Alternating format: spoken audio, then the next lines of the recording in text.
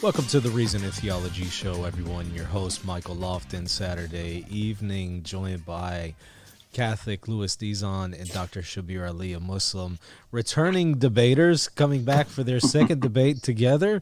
They had previously debated the crucifixion in the Bible. And, of course, Lewis was taking the affirmative position. So if y'all have not seen that debate already, go and watch it. Today, however, we will be debating the thesis, is the Qur'an coherent on the crucifixion of Christ, which will put Dr. Ali in the affirmative position and Lewis in the negative. Now, let me just give a quick outline for the debate. It's going to be two 20-minute openings, two 10-minute rebuttals, two 15-minute cross-examinations, two 5-minute closings, and then after that we will have about 15 minutes or so of Q&A. So hold off on your questions until towards the end, and make sure to put them to @Reason in Theology, and then add the person that you want me to ask the question to. So if it's for Lewis, put Lewis's name in there. If it's for Dr. Ali, put Dr. Ali on there. All right, gentlemen, I have my clock set to 20 minutes. Dr. Ali, are you ready to take your opening statement? Oh, let me just set my clock as well. Not a problem. To 20. And I'm ready. All right, go ahead. Okay.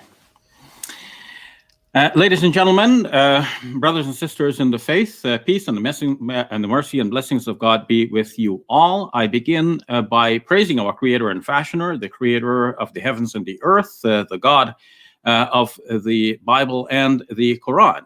And I ask our God to send peace and blessings upon all of his prophets, his messengers, all of the righteous people of all time, especially the last of all of his prophets, and all of us here from around the world joining tonight. May God bless you all, keep you all safe and healthy. Now, tonight we are Muslims and Christians together having a dialogue on a question that is of core importance to Christians and also of some importance to Muslims. Muslims and Christians all believe in Jesus. And outside of the Christian and Muslim faith, I do not know of another faith that holds Jesus in such high regard. Closer to our point tonight, Jesus is believed by Muslims to have been raised into heaven on the basis of the Quranic verse, Surah 4, verse 158, where it says, "Bal rafahu Allahu ilayh," but God has raised him to himself. And I don't know of a non-Christian scripture that makes such a lofty affirmation about Jesus, on whom be peace. Nonetheless, we have some differences, and one of those differences is regarding the crucifixion and resurrection of Jesus, on whom be peace.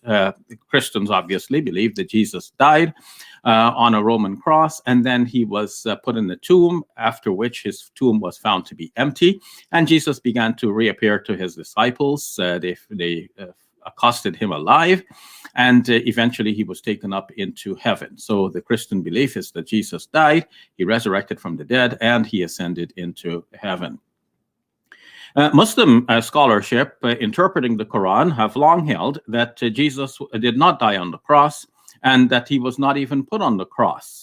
They base this affirmation on the Quran, Surah 4, verse 157, which says, "Ma qataluhu wa ma salabuhu," they killed him not, nor did they crucify him. Classical interpreters of the Quran took this to be a denial of two things: denial that Jesus was killed by his enemies, and also denial that he was even put on the cross. They gave each word its maximum meaning. So they did not crucify him must mean they did not even put him on the cross, because they did not kill him was already mentioned. And so did not crucify him must mean that he was not even put on the cross. So they reasoned. However, some modern interpreters of the Quran, for example, Tarif Khalidi, Cambridge scholar, in his book Muslim Jesus. In fact, he is also a translator of the Quran. And many other modern translators and interpreters of the Quran would hold that it is not necessary for Muslims to believe that someone else was made to look like Jesus and then put on the cross instead.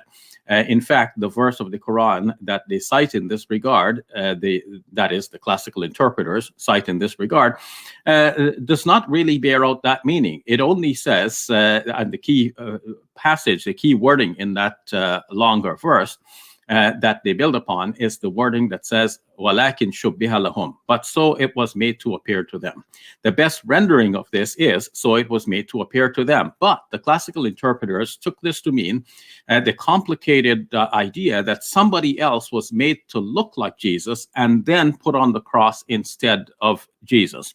So naturally, seeing the complication of this interpretation, modern Muslim scholars do not feel the necessity to read that into the Quran. And of course, I do not mean all modern Muslim scholars, but I mean that some who are looking at this and they are willing to think outside of the box and to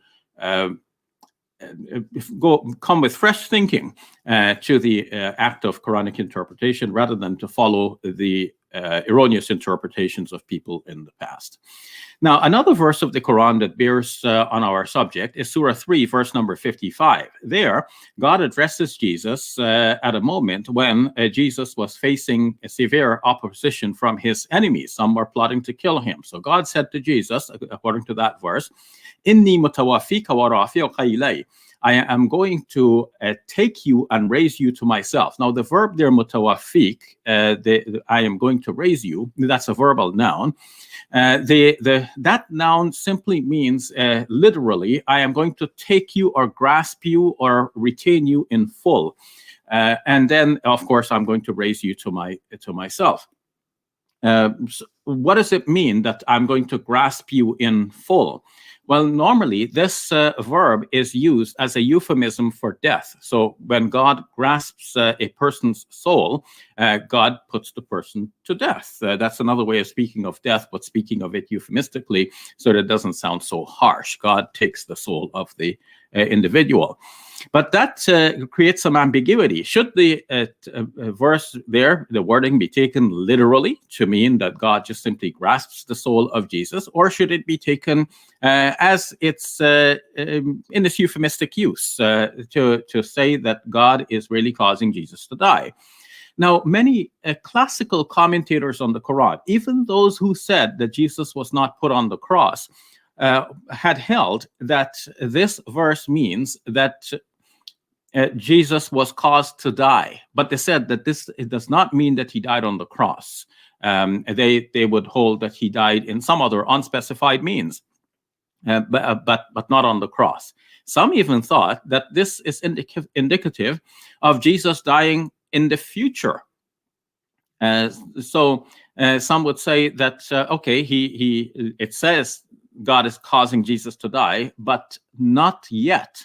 But we might point out to them that the sequence shows that God is saying, I'm going to grasp you and then raise you to myself. So if the grasp here is the grasping of the soul, causing the person to die, well, that would come first. First, God is causing the person to die and then raising his soul. And since we know already that God raised Jesus into heaven, doesn't this go the other way around? And they said no, because in the Quran, you can have a case where two things are mentioned together, but it does not imply that sequence. The sequence could actually be the reverse. And indeed, one would see that in this verse, there is no indication of the actual sequence. It doesn't say God is going to do A, then B. It's possible that when God says he's going to do A and B, probably he means he's going to do B first and then A. So they said that this is a case of at work here, that what this Quran verse is referring to is that in the future, God is going to cause Jesus to die. In the meantime, God is going to raise him up into heaven. And of course, that would mean that God would send him back down to earth. But you can see how complicated this classical interpretation is. Some other interpreters have said that the verb here, or at least the verbal noun, mutawaffik, should be taken to mean that God is going to put you to sleep. God is going to put Jesus to sleep.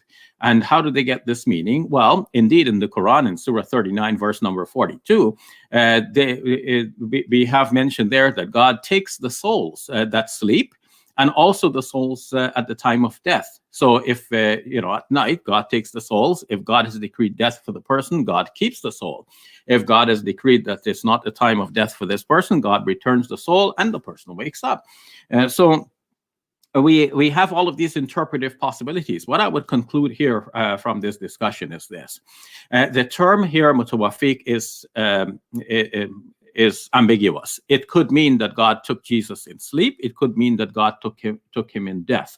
And because it is ambiguous, when I look for a suitable interpretation of this passage, I should look for an interpretation that is ambiguous, because it looks like God deliberately chose an ambiguous term to speak about the end of Jesus.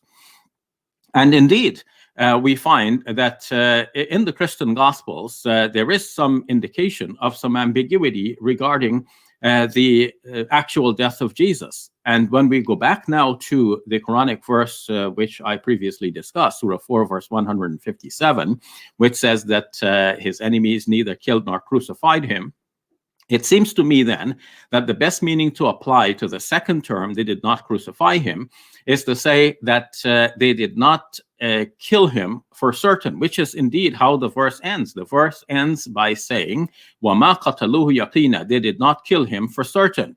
And then the following verse says, بَلْ رَفَعَهُ اللَّهُ إِلَيْهِ, but God raised him to himself.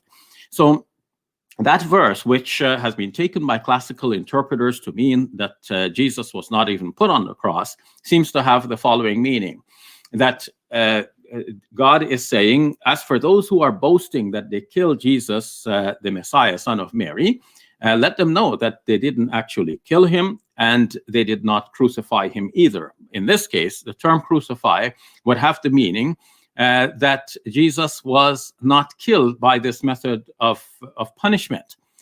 One of the classical commentators of the Quran, in fact, a commentator from more recent times, but who follows the classical view, is Abdul Majid Daryabadi. In his 4-volume commentary on the Quran, he took the classical view that somebody else was substituted to look like Jesus. And yet, in Surah 3, verse number 55, he translated it to mean that God is causing Jesus to die. But he did not elaborate enough for us to know specifically what was the moment of death that he had in mind for Jesus. Nonetheless, in Surah 4, verse 157, which he has translated and interpreted to mean that somebody else was substituted for Jesus and crucified in his stead, nonetheless, when he came to define what the word crucifixion means, he said that crucifixion is the act of killing a person by affixing him to a cross. So it is a method of execution. It is not just simply hanging the person on the cross, but killing the person by that method. We can understand then why Yusuf Ali, in his translation of the Quran, this is a popular translation among Muslims, in Surah 4, verse 124, dealing with the story of the Pharaoh and the magicians in Pharaoh's court who, according to the Quran, believed in Moses, that the Pharaoh threatened them with crucifixion. And the crucifixion that is mentioned in that verse is translated by Yusuf Ali to mean that the Pharaoh is threatening them to cause them to die on crosses. So that means that he too understood crucifixion to mean a way of killing a person. So then, if that definition is correct, it would mean that when the Quran says, Ma salabuhu, they did not crucify him, the Quran means they did not put him to death by this method of crucifixion. Now, it would seem then that the verse has a repetition. Why does it say they did not kill him and they did not crucify him?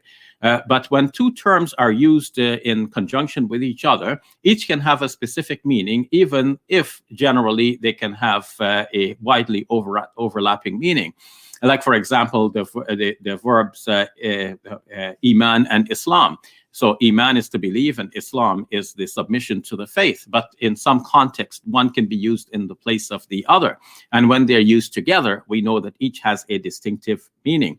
So in a similar way, killing and crucifixion can each have their distinctive meaning when used together, in which case killing would be by some other means, by some means in general, and crucifixion would mean killing by the unusual means of fixing a person to the cross. And then we see in the end that this entire Quranic verse and the whole of the Quran is coherent, because they basically all tie in together.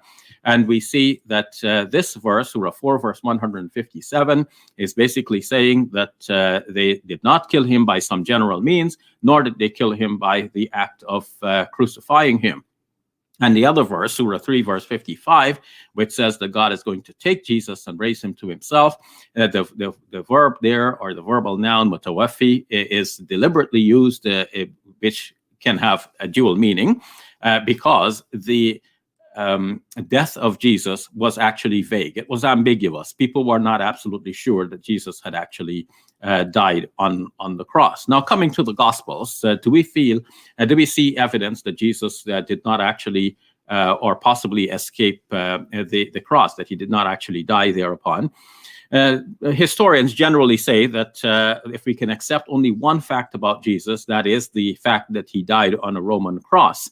But when historians say that, they say that from the perspective that Christians would not have invented this had it not been true. Christians were starting with the idea that Jesus was on a Roman cross, and they treated that as a scandal. They tried to explain the faith in terms of that, to explain how could such a bad thing happen to such a good person. So they took it for a fact, and it must have been a fact, not the kind of thing that Christians would have invented.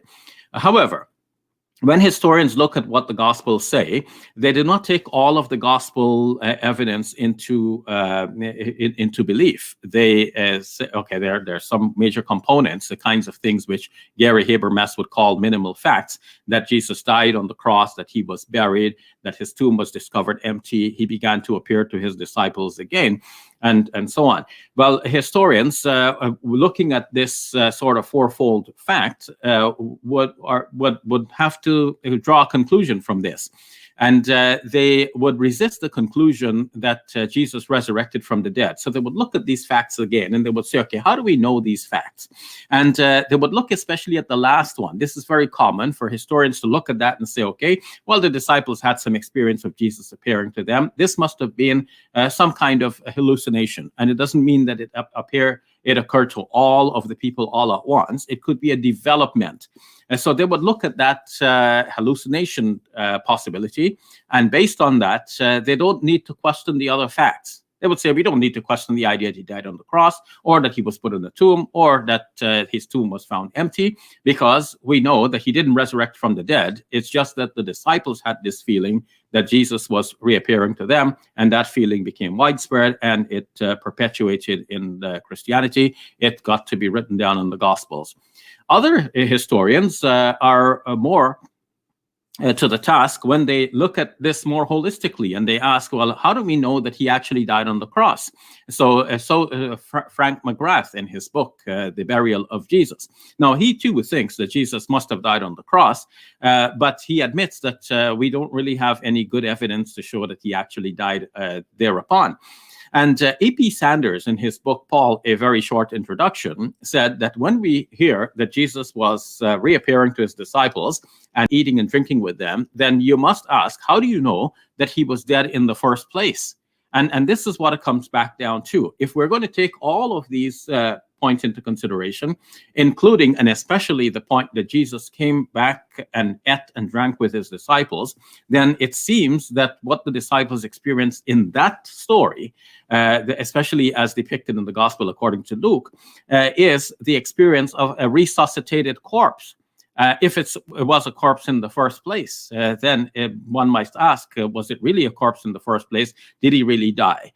And that leads to the question that Thomas Sheehan pointed to in the book, the Resurrection Source Book, when he said that there were no coroners on the scene. There was nobody to certify the death of Jesus. And we can only say that people on the ground presumed that Jesus was dead.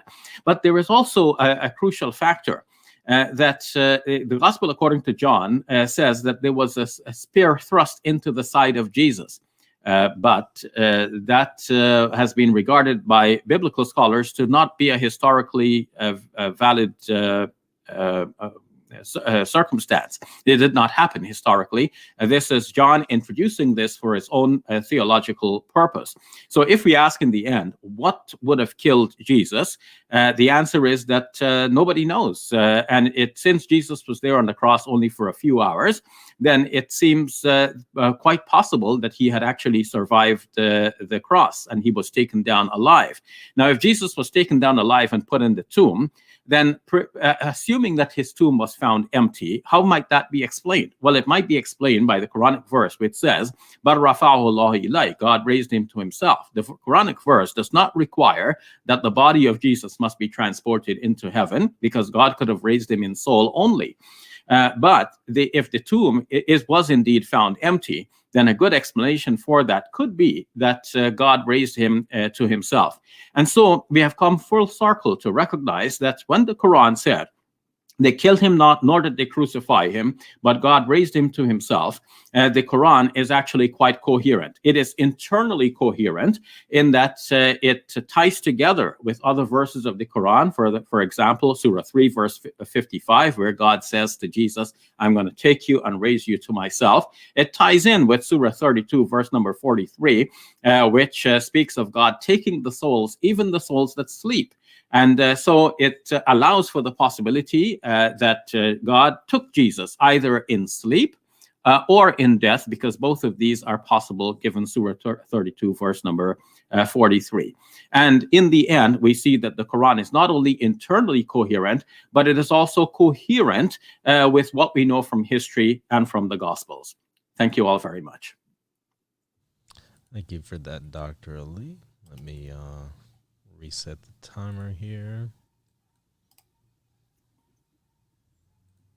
Okay. All right. I got it reset. 20 minutes. Lewis, are you ready for your opening statement? I think you're on mute, by the way. There we go. Can you see the slides? Yes. Michael, I'm hearing an alarm. Whose alarm is it? Yours or mine? I turned mine off, so it wouldn't be mine.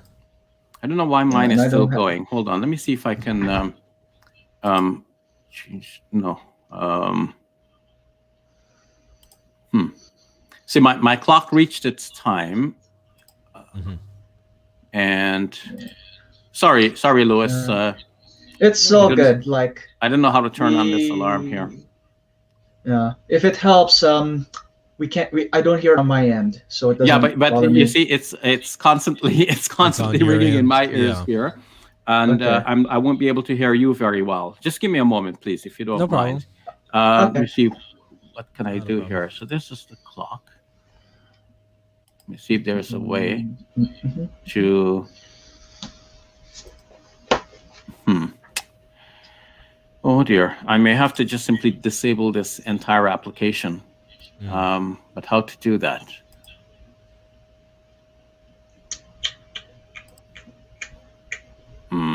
Was it a timer you were using on the computer? It's one of these Windows applications. Yeah. Change notification settings. Sound. Yeah.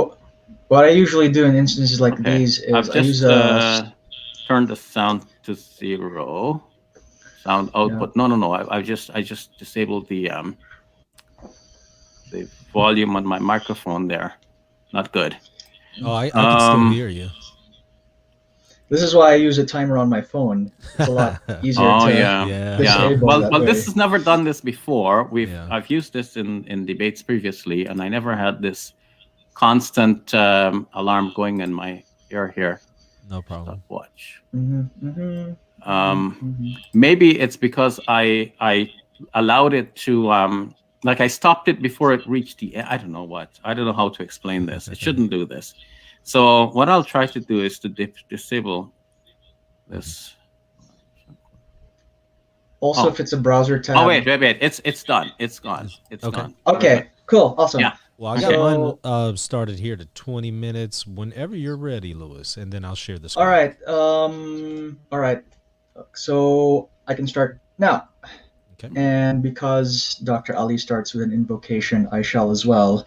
Bismil Ab wal Ibn wa Ruh al Qudus ilahun wahidun. Amin. So this is the second part of our debate series on the crucifixion. If you watched part 1, you will have seen the examination of this topic from the biblical perspective. Now you are hearing the topic discussed from the Quranic perspective. In my study of what the Quran has to say on the crucifixion, I found that there is nowhere near as much scholarship on the matter compared to the biblical side. So if you hear me repeat some of the same things as Dr. Ali tonight, it's because we're both drawing from the same pool of limited research. In fact, I have a number of the same books that Dr. Ali cites right here. Nevertheless, I want to take the data we're drawing from and extract a slightly different conclusion from it. To begin with, I want to bring your attention to Surah An-Nisa. This is, as most know, the only verse that explicitly speaks of the crucifixion. Note the highlighted section. Most of the ambiguity of this verse comes from the part where it says, وَمَا قَتَلُوهُ وَمَا صَلَبُوهُ وَلَكِنْ شُبِّهَ لَهُمْ. In surveying different English translations of this passage, I found a wide variety of different interpretations. To show you what I mean, here are some representative translations of the phrase وَلَكِنْ شُبِّهَ لَهُمْ. So Malvi Muhammad Ali says, but the matter was made dubious to them. Yusuf Ali's translation says, but so it was made to appear to them. Pickthall has it as, but it appeared so unto them. Abdul Halim has it as though it was made to appear like that to them. Bakhtiar's translation has, but a likeness was shown to them. And finally, Sahih International has the loosely interpretive rendering, but another was made to resemble him to them. Note how that last translation departs from the rest in trying to render the meaning of the text literally and goes into the area of tafsir. This will bring us to the thorny question of how this passage is to be interpreted rightly. And there are 3 main interpretations of this passage found among Muslims, and those are following. First, there is the substitution theory. This theory states that someone else was made to look like Jesus and was crucified in his place, and this is the majority view among Sunni and 12er Shi'i Muslims throughout history. A more recent development, though, has been the swoon theory, according to which Jesus fainted on the cross and was mistaken for dead. His resuscitation was then mistaken for resurrection. I discussed the history of this theory among secular scholars in our previous debate. This theory was first introduced among Muslims by the founder of the Ahmadiyya sect, Mirza Ghulam Ahmed, in his book Jesus in India. Ahmed asserted that Jesus survived the crucifixion, was resuscitated in the tomb, and then traveled to Kashmir, where he died and was buried. This interpretation later entered Sunni Muslim apologetics when Ahmadiyya began promoting it in his debates and writings in the 1970s, and has since been picked up by Dr. Ali and some other Muslim apologists. Finally, we have what we call the spiritual theory. In this view, Jesus did not die physically, Jesus did die physically, but not spiritually. The Quran is merely denying the agency of the Jews in killing him, as well as their idea that his death was a victory over him. This view is held by Ismailis and some 12er Shi'is, as well as the mysterious medieval encyclopedist group known as the Ikhwan as-Safa, or Brethren of Purity. And also, in addition, within the substitution theory, there exist 3 variations of it. The first and oldest one is what is called punitive substitution, wherein an opponent of Jesus is made to look like him and is crucified. This was propounded by Wahb bin Munabbi and At-Tabri and a number of other early interpreters. And then another version of this is what is called voluntary substitution. In this version, a disciple of Jesus volunteers to die in his place and is made to look like him and is crucified. The most popular exponent of this view is Ibn Kathir, who asserts it in his tafsir for Surah 4:157. And finally, you have non-miraculous substitution, wherein another man was mistaken for Jesus and was crucified. This variation is more rationalist than the other 2 and is particularly associated with the Mu'tazilis, especially the scholar Abdul Jabbar. Now, having looked at some of the ways this passage has been interpreted, we can now look more closely at some of the problems that come with trying to interpret the passage. The first and arguably most serious problem is that there are no Sahih Hadiths commenting upon Surah 4, 157 to 158. So what Muhammad thought to be the earliest interpretation, is not known to us. The earliest known interpretation of this verse is attributed to Ibn Abbas in his Tanwir al-Mikbas. But although it's widely believed that the tafsir that is attributed to him was actually written a century later by Al-Kalbi. One additional problem with how this passage is often interpreted is noted by the 11th century scholar Fakhreddin al-Razi in his Tafsir al-Kabir. He argues that false perceptions influencing historical reports undermine our ability to know if any narratives can be accurately transmitted. He actually comes close to affirming the reality of the crucifixion, but comes just short of that. I guess he realized that that was a bridge too far for most of his readers. And then we have other passages in the Quran that speak of Jesus' death, and those were already mentioned by Dr. Ali. We'll get to that shortly. And another problem arises from the fact that our historic affirmations of Jesus' death come from the pens of Jesus' own disciples, who are considered in the Quran to be pious believers. Again, we'll see passages to that effect shortly. And finally, some interpreters assert that this passage need not be read as a denial of the crucifixion at all, but we'll save that one for last. So with regards to passages on Jesus' death, we already heard this verse mentioned, إِذْ قَالَ عِيسَى يَا عِيسَى إِنِّي مُتَوَفِّيكَ وَرَافِعُكَ إِلَيَّ. Note that the verb tawaffa in Arabic is a common circumlocution for death. To this day, Arabs will refer to someone's death by saying tu'ufiya, he was taken. I believe it was Dr. Ali himself who taught me this so many years ago. In addition, Dr. Ali has pointed out that this verb is sometimes used to refer to the soul being taken in sleep, and this is true. However, I should also note that this is because of the close connection between sleep and death. To quote the 90s rapper Nas, sleep is the cousin of death. Also, the verb tawaffa only takes this alternate meaning in passages where sleep is explicitly mentioned. Without reference to sleep, the most natural way of understanding this is as a reference to death. And then we also have Surah Maryam, where it says, As-salamu ala yawm wulidtu wa yawm amwatu wa yawm ab'athu hayyan. So peace be upon me, the day I was born, the day I die, and the day I'll be raised back to life. Some Muslim interpreters explain this by saying that Jesus will die when he comes back a second time. However, this understanding comes later and is not immediately clear from just reading the text itself. And then we get to the passages that refer to Jesus' disciples.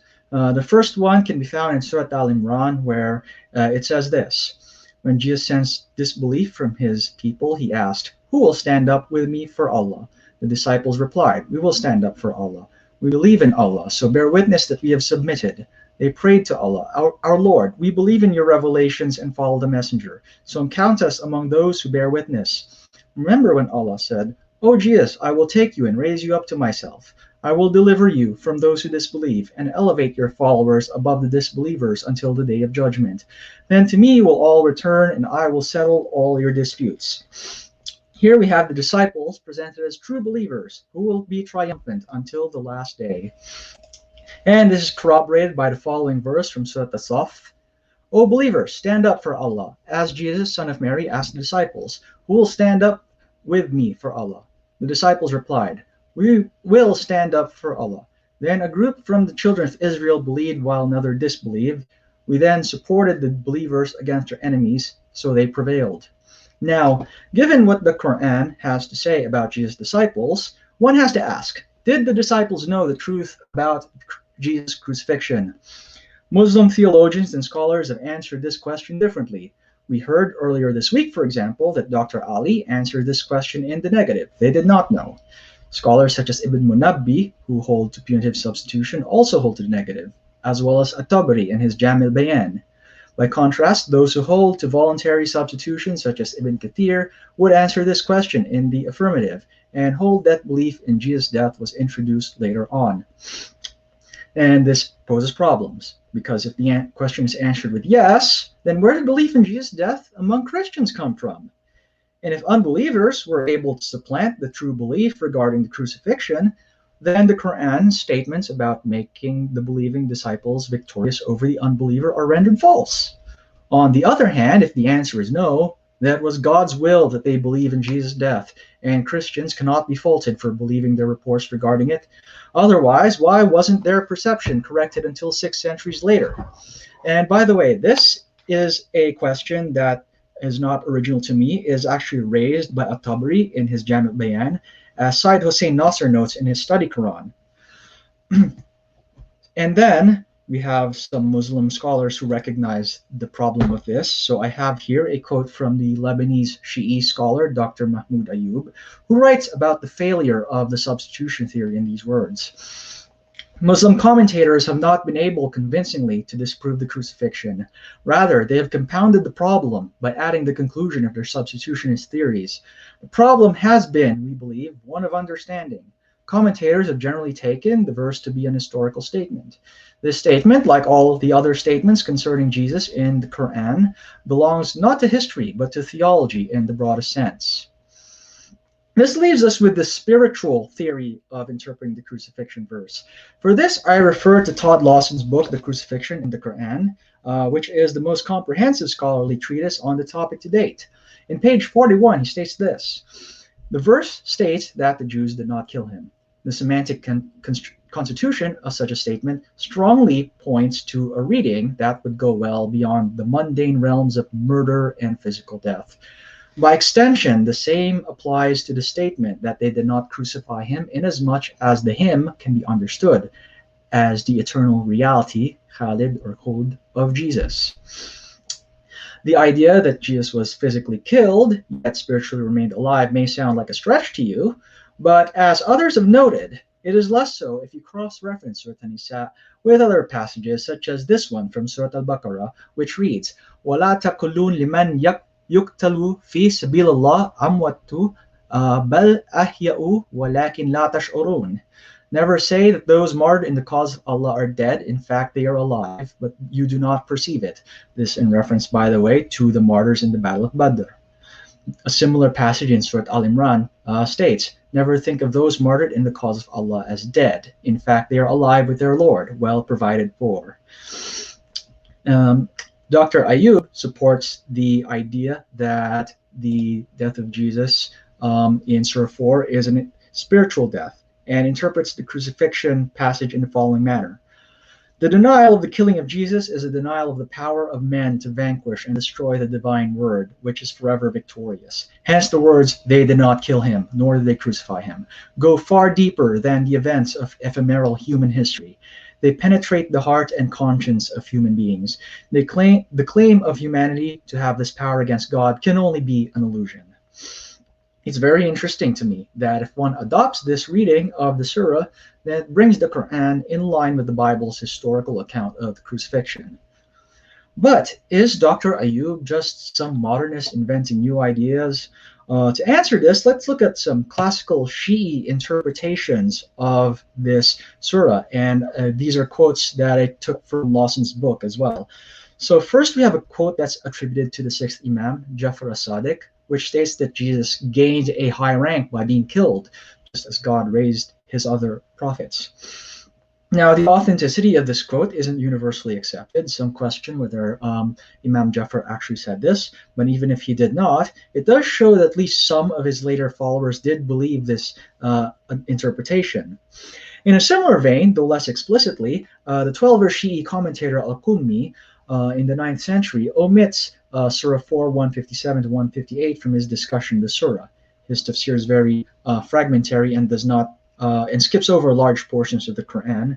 However, he does comment on verse 159, and he does so speaking about the Quranic charge of the Jews killing prophets, which is a very interesting statement. And then also, scholars of the Ismaili branch of Shi'ism interpret the passage not as a denial of Jesus' physical death, but as an affirmation that even in death, Jesus is alive in heaven.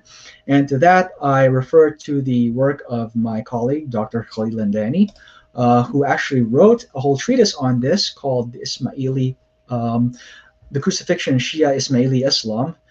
And in his conclusion, he states this: the Quranic view of the crucifixion is not necessarily an outright denial of the event, but rather, as the Ismaili commentators show, the Quran is emphasizing a different aspect of the crucifixion altogether. While Christians focus on the passion, suffering, and death of Jesus, the Quran speaks from a more subtle and spiritual perspective when it proclaims that they killed him not, nor did they crucify him, but it only appeared so to them, as Ismaili you, it was only the human body or the nasut of Jesus that was killed and crucified upon the cross, while the eternal reality or lahut of Christ can never be killed or crucified. In other words, the historical Jesus may have died, but the eternal Christ is ever living. Lest one think that the spiritual theory is a purely Shi'i phenomenon, however, let me get to some Sunni Muslim statements regarding this. Here's an excerpt from a recent lecture that Dr. Ali Atai gave at Zaytuna College on this very topic.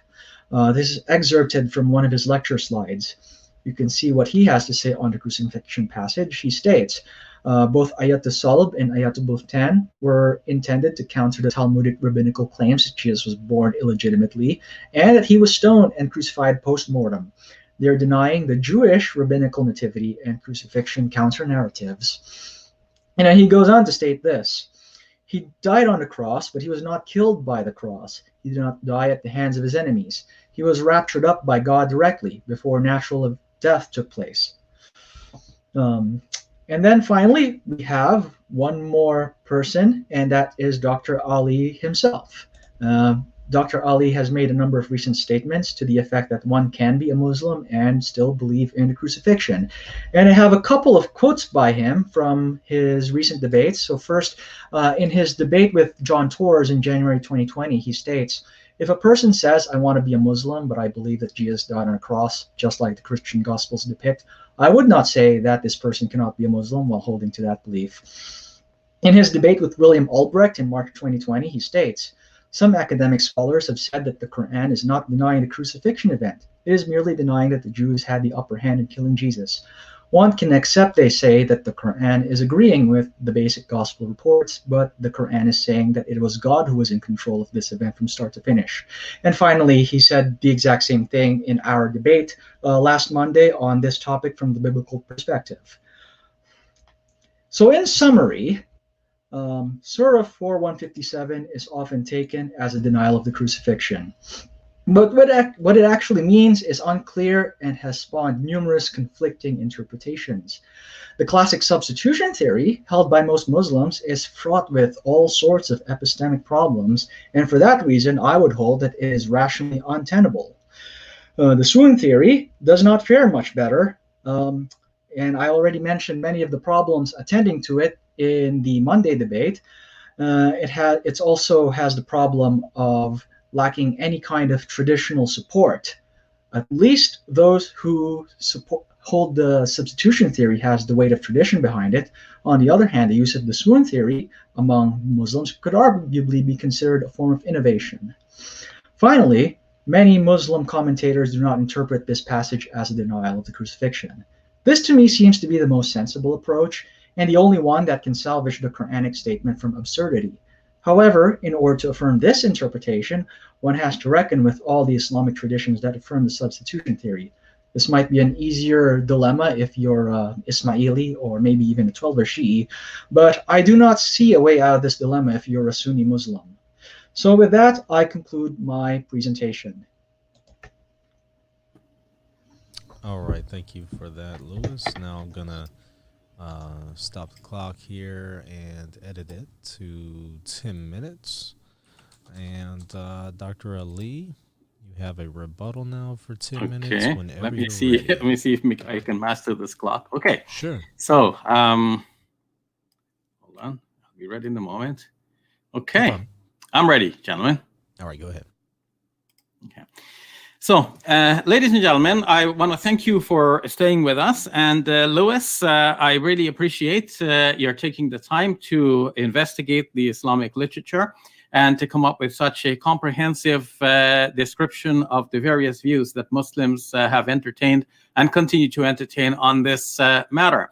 Now, Lewis, I'd like to engage with some of the points that you brought up. You said that the swoon theory is something that does not have tradition to go in its support. Well, might I surprise you to say that in the New Testament there are indications that some of the writers and the persons within the New Testament may have had a sort of inkling or clue or maybe they didn't quite put their finger upon it, but look at what they said. For example, they described Jesus as the capstone, that the stone that builders rejected, that became the capstone. Now, what were they referring to? They were referring to a passage in the Old Testament that's in Psalm 118. Psalm 118, verse number 17 says, I did not die, but lived, that I might recount the words of Yah, which is short for Yahweh.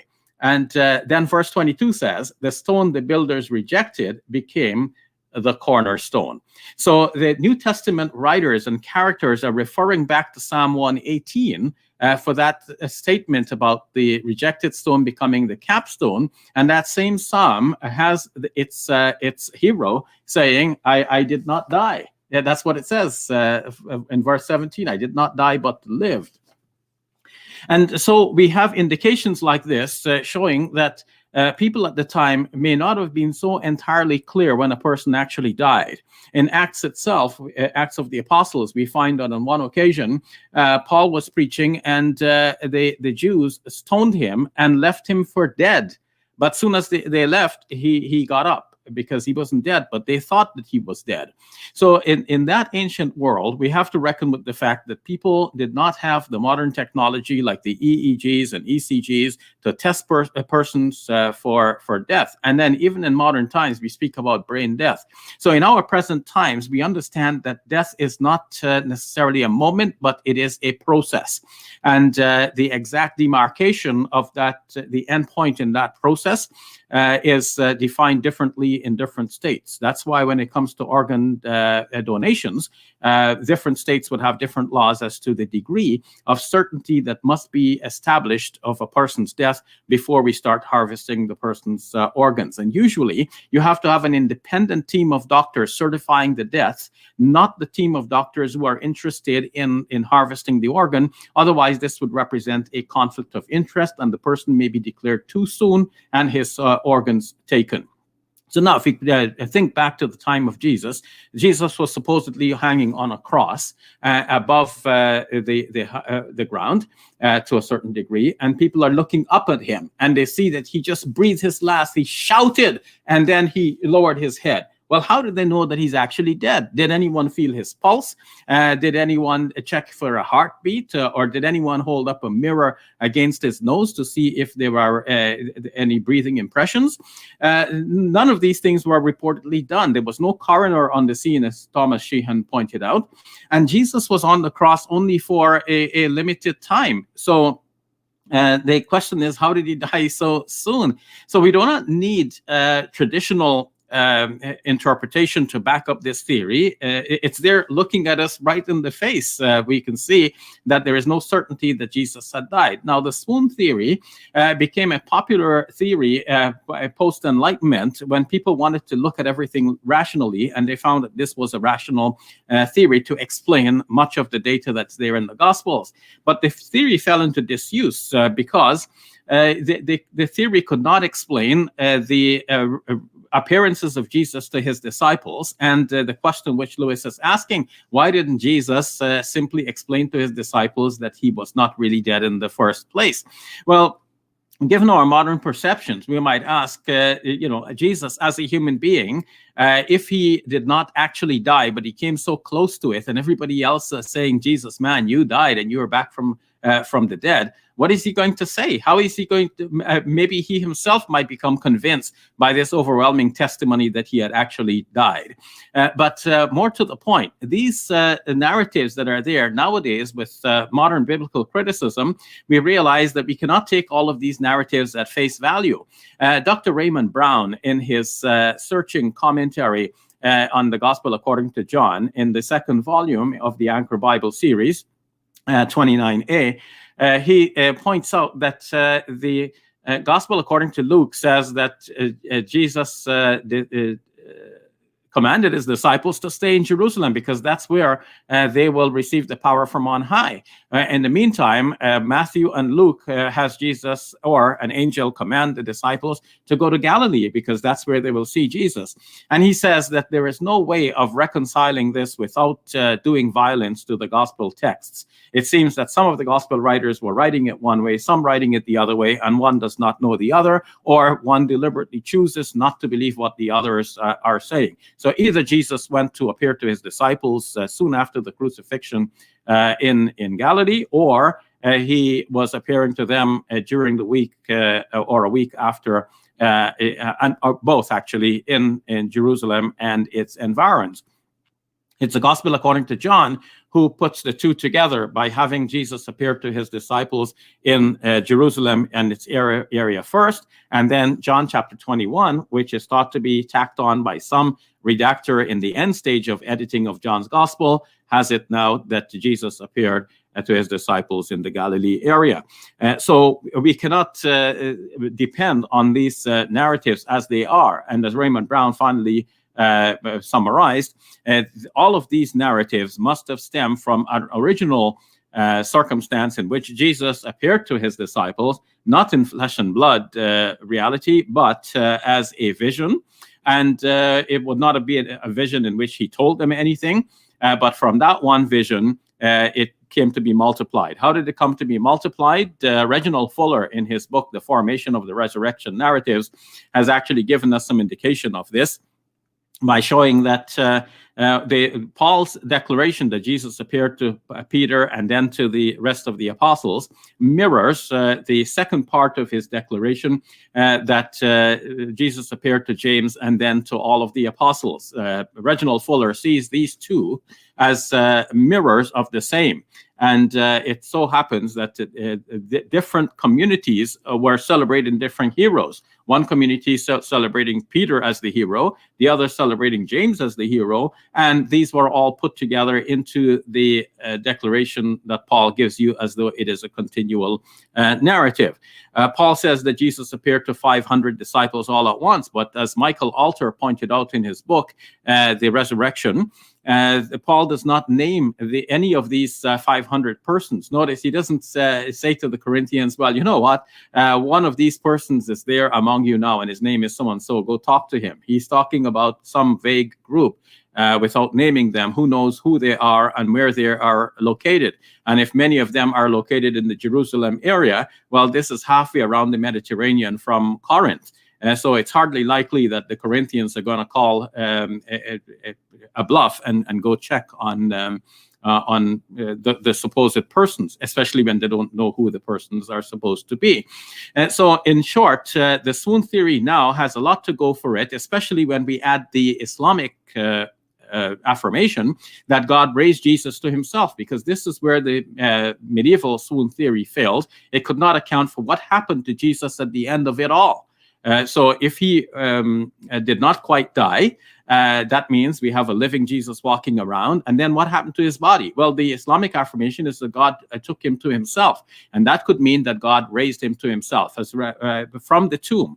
As Reginald Fuller pointed out, there was, before Mark's gospel, a pre-Markan passion narrative, which ended with the empty tomb and no appearances, not even the promised appearance of Mark chapter 16, verse 7. In which case, we're talking here about a translation from the tomb. And according to Reginald Fuller, this was an earlier affirmation than the affirmation now in Mark's gospel and in the rest of the New Testament, saying that Jesus resurrected from the dead and then he ascended into heaven. So in short, the theory I have propounded is Quranic, and it does not matter whether this has something in common with the Ahmadiyya view. It doesn't matter if the Baha'is or the Ismailis believe something else. What matters is that the theory I've propounded is entirely Quranic, and it agrees with the Quranic text. Thank you so much.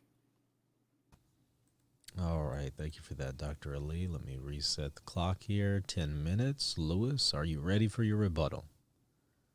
I think you're on mute. There we go. So I can start now. So tonight's debate is on the Quranic view on the crucifixion, but I see that Dr. Ali has introduced a bunch of material pertaining to the Bible tonight, and we did already debate this. So I'm going to try to focus on the Quranic material, and maybe if I have some time left towards the end, I'll say a little bit about the things he said concerning the Bible. So to begin with, I want to make note of something. So the classical commentator At-Tabari in his Jam' al-Bayan has a section in the introduction to his tafsir where he condemns those who engage in what he refers to as tafsir bil-ray, or interpretation of the Quran by means of personal opinion. He relates various hadiths to the effect of whoever engages in tafsir bil-ray, let him have his seat in the hellfire. Now, Dr. Ali has said that the swoon theory interpretation of the Quran has a lot going for it, but the one fatal flaw that it has is that it is modern. And in Islamic theology, when you start introducing modern elements to the faith, they refer to that as bid'ah, or innovation. And if you're trying to use bid'ah to interpret the Quran, it gets even worse because you're engaging in what At-Tabari refers to as tafsir bil-ray. Dr. Ali, in addition, has stated that the verb tawaffa is, as used in Surah Al-Imran, is ambiguous. It's ambiguous only if one ignores the fact that there are common and uncommon ways of using the same verb. As I have already mentioned, while it is possible to use tawaffa in a context that refers to sleep, we only know that it is referring to sleep because the surrounding context tells us it's referring to sleep. I have surveyed all 25 instances of the use of the verb tawaffa in the Quran, and in almost every instance, other than the ones where sleep is mentioned, the most natural way of understanding the text is that it is referring to physical death. So unless we have a compelling reason to otherwise, I don't see any reason to see the use of tawaffa in Surah 355 as a reference to anything other than death. Now, how about the spiritual theory? I do find it interesting that while Shabir has conceded the possibility of interpreting the Quran that way in the past, he did not have as much to say about it this evening. Perhaps, he sees some problems that might arise if he tries to hold to it. But I do find that the spiritual theory avoids many of the same pitfalls that both the substitution theory and the swoon theory fall into. So perhaps Dr. Ali would like to consider that as a better alternative of reading the text. Okay, I used up only 3 minutes, and that's everything I have to say about the Quranic statement. So let me get to some of the biblical material in my remaining time. So, did the New Testament writers have an inkling that Jesus did not really die? In the previous debate that we did, Dr. Ali mentioned that perhaps the disciples sincerely, albeit mistakenly, believed that Jesus died.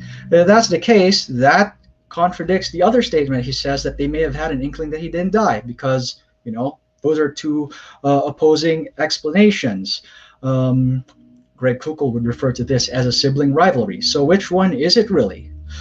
And in fact, if we read the actual Gospels and we don't try to presuppose some of the things that a Muslim might bring into the text, there's no way that we would arrive at the conclusion that the Gospel writers, or any other biblical writer for that matter, is trying to hint at the possibility of Jesus having survived the crucifixion. Let's take a look at Psalm 118, for example. Yasor Yisranu Adonai Velamavet Lo Netatani. So the Lord has chastened me sorely, but he has not given me over to death. Could this be a hint that perhaps that the Messiah came close to death, but did not actually die? Well, if you are squinting at the passage, ignoring the rest of the context, including the clear references to death, you might be able to read it this way. But as any good exegete of the Bible knows, we interpret Scripture according to Scripture. So we take the clear passage which talk about death, and then we interpret the less clear passages such as this one in light of them, and we can conclude not giving over to death has to do with the fact that Jesus, although he does have a brush with death, he does die, and will not stay dead. He is brought back to life. So we understand this in light of those other passages. Now what do you have to say? What else? So Dr. Ali has stated that there is ambiguity in the Gospels. Let me reiterate some of the evidence that I presented last Monday. We have the evidence from Old Testament prophecies, such as Isaiah 53, where the Messiah is in no uncertain terms referred to as dying. We have the statements in the Gospels where Jesus numerous times predicts his death before it even happens. We have the fact that when his disciples try to rescue him, he rebuffs them, saying, "Don't you know that the angels can save me?" We have his statement to Pilate saying that, it is only by God's will that I'm even in your hands. And then you have the use of expiration language in the actual Passion narratives itself. So all of this snowballs into a cumulative case showing that the gospel writers and the rest of the Bible clearly intend to present Jesus as having died. It takes a lot of mental gymnastics to see the Bible as saying anything otherwise. But they did not have modern medical knowledge, How did they really know that Jesus died? And how could he have died so quickly? This is the question that is commonly being asked in all of these debates. Again, I refer listeners to the medical article that I cited from the Journal of the American Medical Association. Medical experts have pondered this question, and they have tried to make the best understanding of the evidence in light of modern medical knowledge, and they've concluded that Jesus most likely died of a combination of heart failure and asphyxia. It's not a medical enigma, as Dr. Ali tries to point out.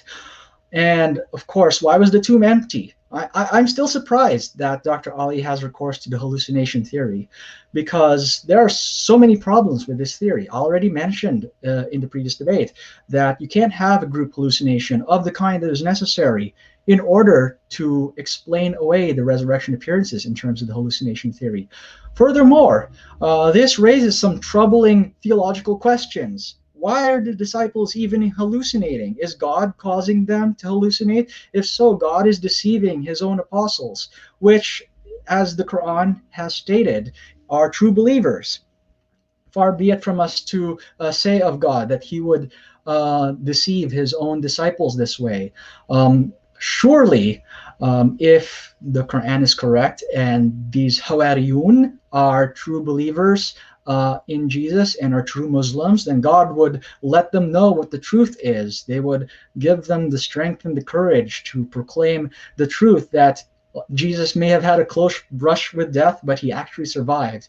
And we would not have a false religion such as Christianity pop up and have dominion for 600 years, fooling people into thinking that Jesus died when in fact he didn't. Why would God take 600 years to set the record straight? This is the problem that I have with Islam, is the reason why I could never, in good conscience, be a Muslim, because it just doesn't add up. It doesn't make sense. And that is all I have to say in my rebuttal period. I look forward to engaging with Dr. Ali in these points in the cross-examination. All right, let me stop the clock here. I am now going to set it to, let's see, we have 15 minutes for cross-examination. Dr. Ali, you're going to be cross-examining Lewis first, and then Lewis will be cross-examining Dr. Ali. I have almost got it set here. Okay. I have 15 minutes set on the clock whenever you're ready, Dr. Ali. Oh, hold on. Let me just set my timer to 15. And yep, here we go. All right. I'm ready. Okay. So, Lewis, I want to start where you ended off by saying that it took 600 years for God to correct this. Supposedly Jesus did not die on the cross, and he only appeared to be dead. Why would God take 600 years to correct that information? Now, I wonder if you realize that in Islamic theology, the manner in which a particular prophet died is not a major item. It's not even an item of theology. Do you understand that point?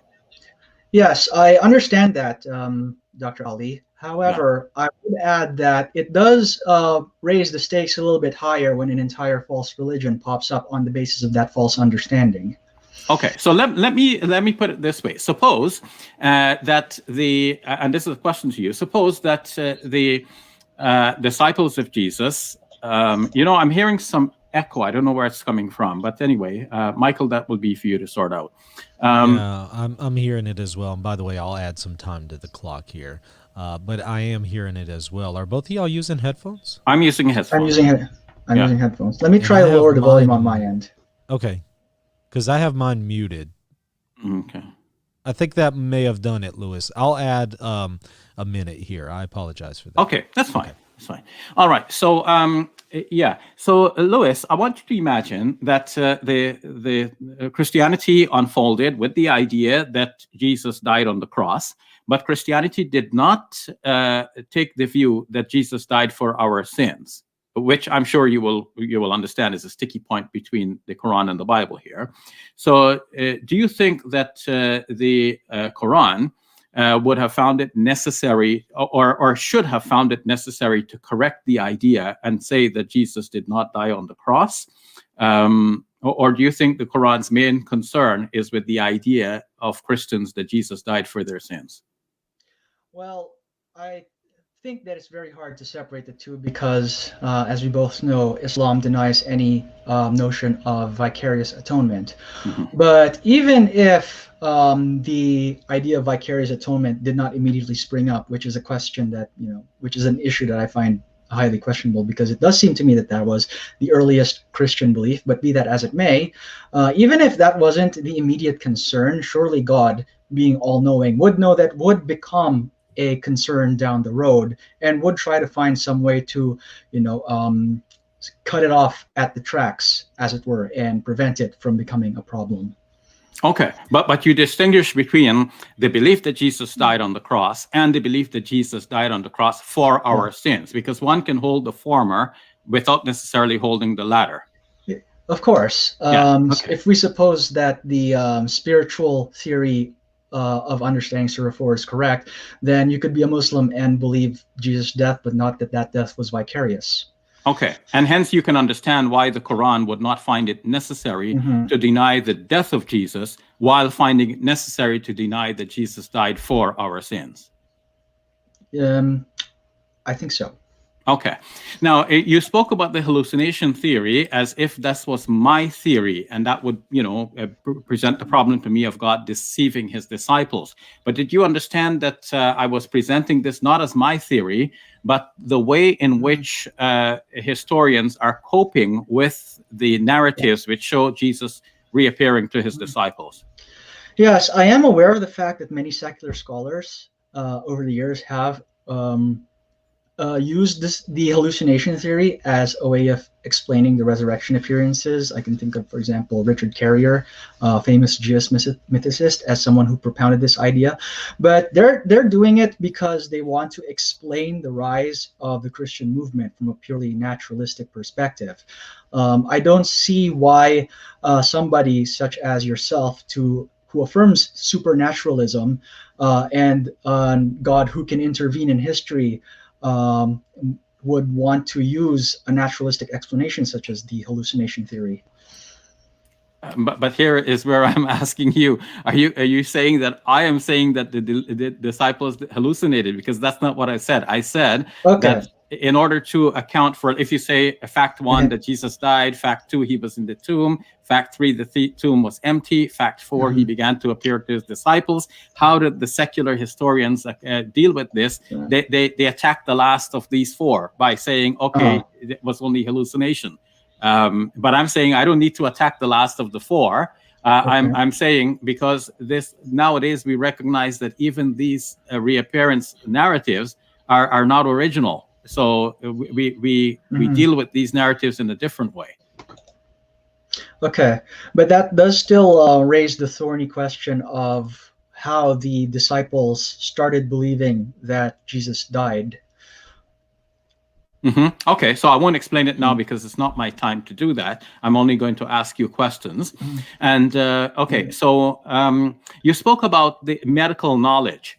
And you will recall from my Monday night's debate with you that I pointed to Raymond Brown's Death of the Messiah, where he spoke about medical doctors dabbling in this field, and with their assumptions that the New Testament narratives are to be taken as facts, and then based on those facts, they are reaching their medical conclusion as to how Jesus might have died, given those facts with all of the details that are there in the Gospels. And he spoke about the fact that these medical doctors do not really know the field, otherwise they would recognize that you can't go with these facts. That the writers did not know these details. They only wrote in a general way based on what they thought were the kinds of things that normally occurred at the crucifixion. So these medical doctors that you're relying on, are they also like biblical critics? Actually, I'm looking at the journal right now on the physical death of Jesus Christ, published on the Journal of the American Medical Association. Now, two of them are in the medical field, William Edwards, MD, Floyd E. Hosmer, MS, but one of the authors of this text, Wesley Gabel, has a Master of Divinity. So I believe he would have training in biblical studies and theology. So you have people in both fields collaborating to produce a proper interdisciplinary study of the crucifixion, which is, of course, how we do things in biblical studies today. We engage in a lot of interdisciplinary studies. We take knowledge from other fields and we use this to help understand the text better. Okay, so given that Father Brown points out that crucifixion pierces no vital organ, and given that Jesus was on the cross only for a few hours, to the extent that when Pilate heard that he had died, he was amazed that Jesus could have died so soon, according to Mark's gospel. Having read this medical journal's article, in summary, how can you? What to you would certainly show that Jesus died despite these concerns? Well, I still think, just looking at the text, that the most parsimonious explanation is that he died. Like, for him to have swooned would require a few miracles in and of itself that would be just as fantastic as the explanation you gave. Also, since you refer to Father Brown, as far as I know, he does not explain the text by means of the swoon theory. So, like, the conclusion that you're arriving at may be a bridge too far, even for the source that you're citing. Yes, of course. Yeah, I agree with you. Father Brown does not take the swoon theory view, but given what he says, I'm asking you, how would we know that Jesus actually died? You're saying that's the most parsimonious explanation, but the most parsimonious explanation here does not need to pin his death on the cross. So what if Jesus died actually when he was in the tomb? What do you think of that? I'll be honest, I'm rather incredulous about that explanation, sir. But can you be sure that he died on the cross as opposed to dying in the tomb?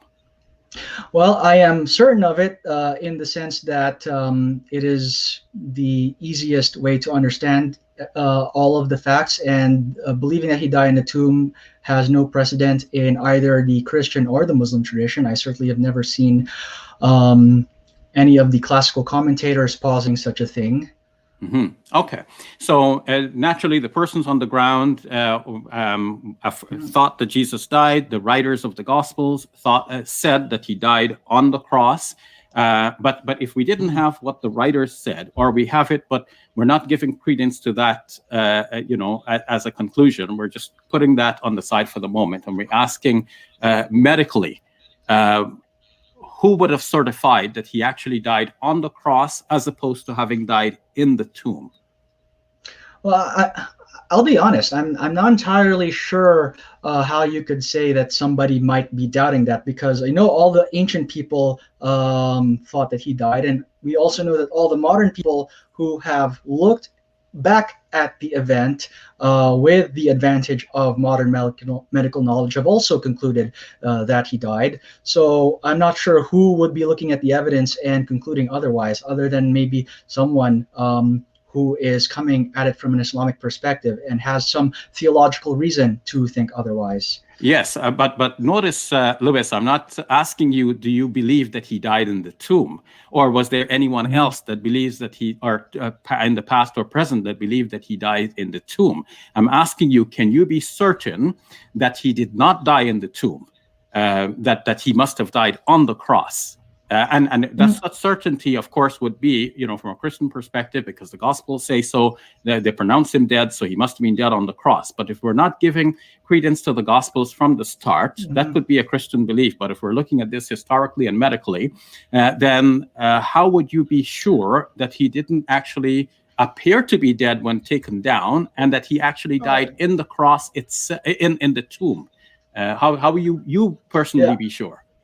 Well, I can say many things. Among other things, being wrapped up in 75 pounds of cloves and spices might do the trick, even if that person was still somehow alive. But all that being said, yes, I would say that I am certain that the tomb is not where Jesus died.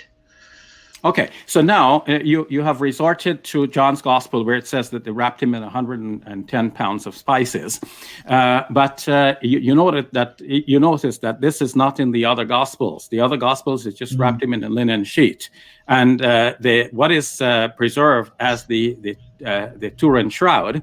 This is just a simple shroud that goes over the body. It's not the kind of wrapping that is envisioned in John's Gospel. So are you taking this wrapping with spices from John's Gospel to be a deciding factor to assure you that Jesus died on the cross? Because now I'm asking you, if you say that the spices would have killed him and the wrappings would have killed him, well, then you are heading for the idea that he actually died in the tomb, aren't you? I mean, I'm just humoring the possibility that Jesus came down from the cross alive, because I'm thinking that even if that happened, there are all sorts of other things that would complicate it along the way. But, this would take us way too far afield from the discussion of the crucifixion in the Qur'an. And I know some people are already complaining that we're going off topic. So... Okay, so now I'll take you back to Tabari. You said that Tabari spoke about tafsir bil-Rai.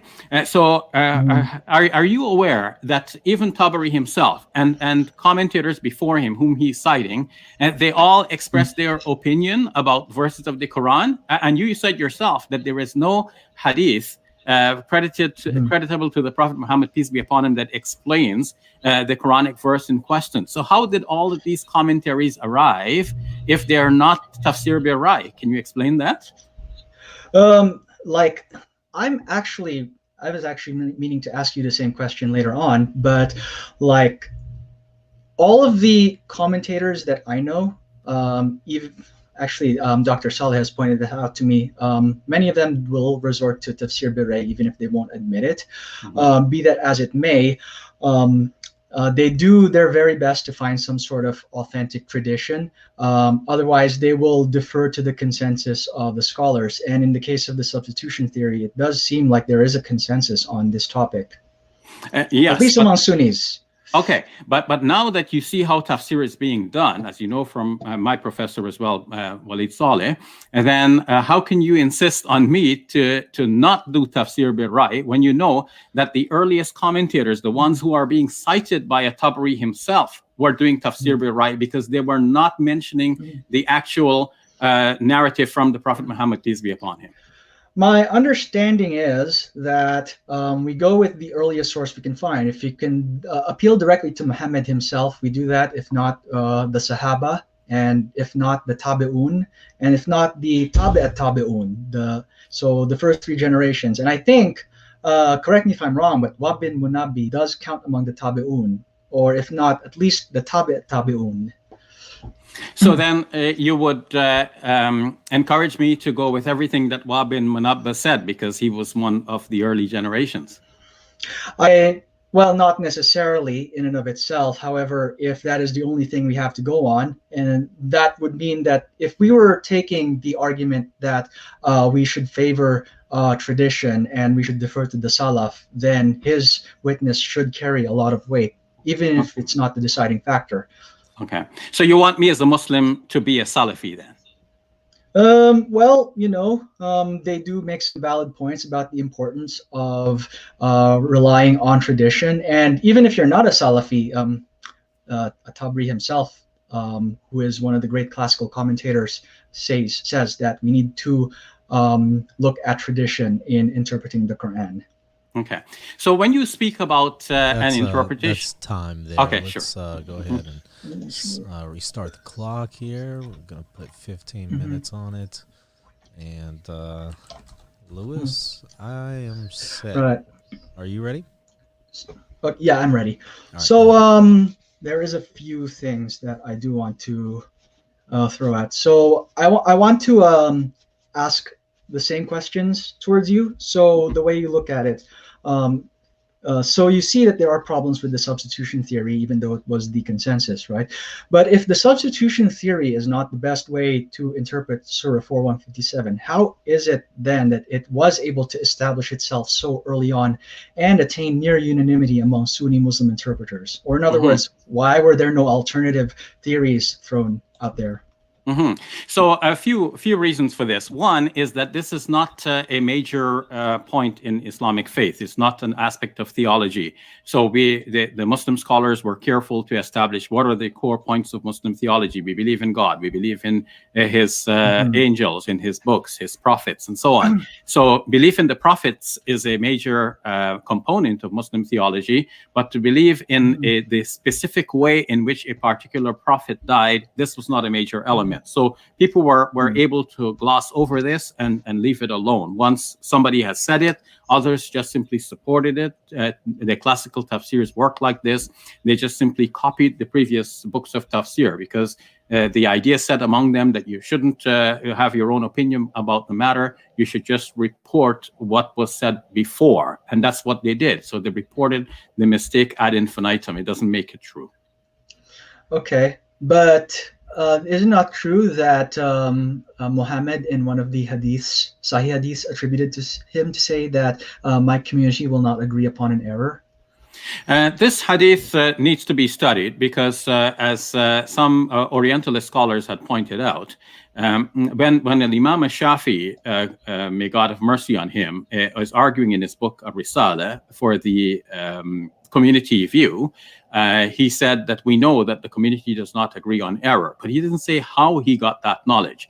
If he knew that there was a hadith from the Prophet that certified that view, then he would almost certainly have mentioned it. And because he didn't mention it, this is a red flag regarding that hadith. Maybe the hadith later on came to be attributed to the Prophet, peace be upon him, once the idea settled among Muslims that the community cannot agree on error. So they attributed this view to the Prophet, peace be upon him.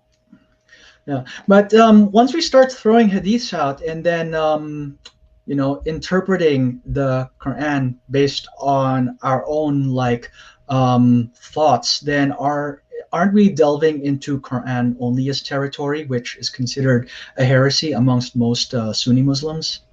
Okay, no. First of all, I'm not advocating throwing out all of the hadiths. I'm advocating looking at the hadiths carefully and studying them. So I'm taking a balanced position between wholesale rejection and uncritical acceptance. Second, in looking at the commentaries, I'm not saying that we're going to advance our own interpretation willy-nilly, whatever idea comes to mind. No, I'm saying that we must study the issues from the historical, textual, logical perspectives, and then we come to a holistic understanding of what the Word of God is saying to us. And the Word of God is speaking not only to people in the past, but to people in our present time. And if we take the biblical idea of dual authorship, so we can, on the one hand, think about the writers and what they intended to convey to their audiences, and we can think of what God is intending to convey to us now.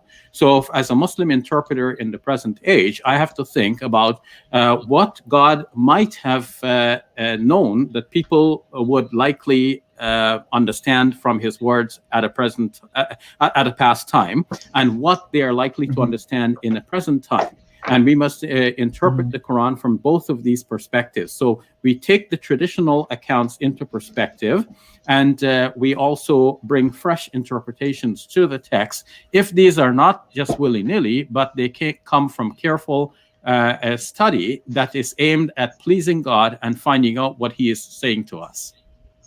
Okay.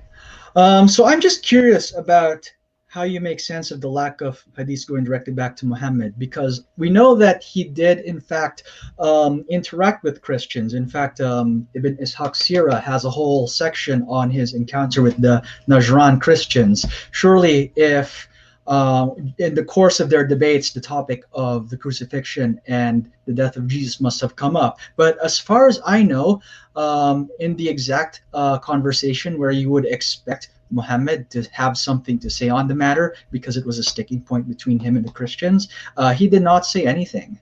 Like, why do you think Muhammad was silent on this issue? So there could be many reasons for this, and I cannot say that I know the details of that. Now we have to speculate.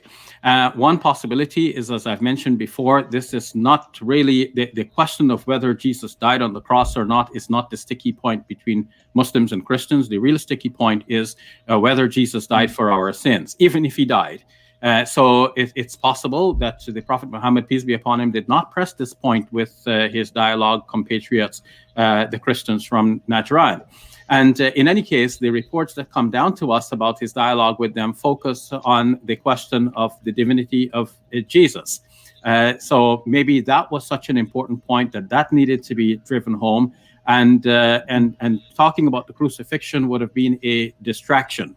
The Quran, of course, as you know, does say, "La taziru waziratun wizra ukhra," no soul shall bear the burden of another. And that is the Quran's main teaching. So if the Prophet Muhammad, peace be upon him, had just 1 second to give a message, that would be the message. It wouldn't be the message about whether Jesus died on the cross or not. Well, if I understand correctly, the debate took place over a period of several days, so surely they would have had plenty of time to cover that ground. But of course, we have no reports saying that ground was covered and what was being discussed. But your question still remains, and I'll try to address that now. Why didn't this become an issue at the time? It could be that the Najran Christians themselves realized that it's not going to be to their advantage to bring this up. And from the Muslim perspective, this is not an issue to start debating about. In fact, if I were to choose a topic to debate with you, Lewis, I wouldn't pick the crucifixion, because that's not a main point for us. I would pick questions about divinity. Who exactly is your God? So I would talk about Trinity. I would talk about the possibility that Jesus is or isn't God. Okay, so I want to also discuss Surah Al-Imran, the part where it says Tawaffa. So correct me if I'm wrong, but is it not the case that in every instance of Tawaffa in the Quran that doesn't mention sleep, the most natural interpretation is that it refers to death? Well, I wouldn't say this is the most natural interpretation. I would say that that's a very common the meaning of the term. But you have a verse that says Tawaffathul Maut. So death itself takes hold of the person. So the literal meaning of the verb is to take hold of or to grasp in full. And this is used in such variety of meanings in the Quran. In the Quran, the